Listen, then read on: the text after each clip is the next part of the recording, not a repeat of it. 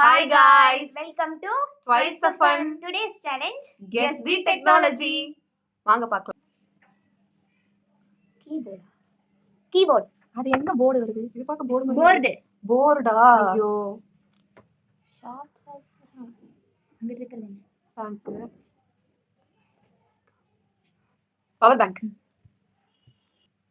அது பழம் பேர் என்ன? Blackberry. Blackberry. Correct. Gorilla.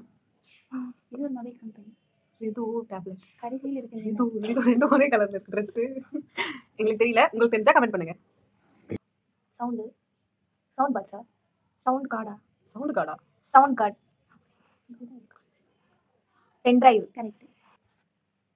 Mother board. Correct. Web camera. Correct. Thumbnail.